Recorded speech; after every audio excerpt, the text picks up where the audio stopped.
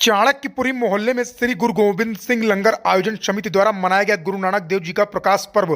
खबर अमेठी कस्बे से, जहां गुरु नानक देव जी के प्रकाश पर्व पर चाणक्यपुरी मोहल्ले में श्री गुरु गोविंद सिंह लंगर आयोजन समिति द्वारा प्रकाशोत्सव, कवि गोष्ठी और अटूट लंगर का आयोजन हुआ।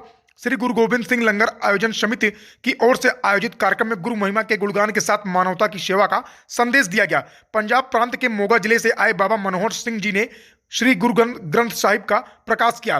प्रकाश और अरदास के बाद गुरु नानक देव जी के जीवन दर्शन पर संवाद हुआ। गुरु नानक देव जी के प्रकाश पर्व पर अटूट लंगर के आयोजक बाबा मनोहर सिंह ने कहा कि संस्कारों के कारण भारत की चर्चा पूरी दुनिया में होती है। गुरुवाणी में 36 महापुरुष और 31 राग हैं। मानुष की जाति एक है। उन्होंने बताया कि हमें आज़ादी की लड़ाई में शामिल परिवारों को संगत में बैठाने का अवसर मिला।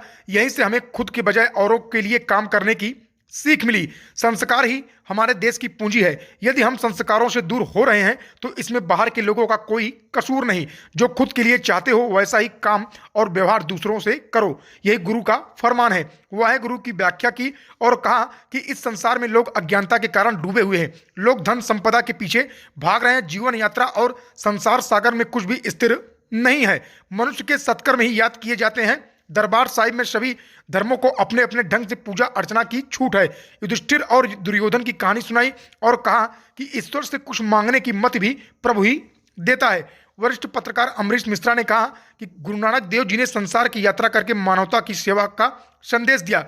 उनके पिता ने व्यापार के लिए उन्हें 20 रुपए देकर सच्चा सौदा करने के लिए कहा था। गुरु नानक जी जब घर से बाहर निकले तो उन्हें रास्ते में साधुओं की मंडली मिली। गुरु नानक जी ने साधुओं की सेवा को ही सच्चा सौदा मान लिया और उस पैसे से भोजन सामग्री खरीदकर साधुओं को भोजन करा दिया। यहीं से लंगर की शुरुआत हुई। संसार नश्वर है, जिसने जाना और समझा उसी ने सब कुछ हासिल किया।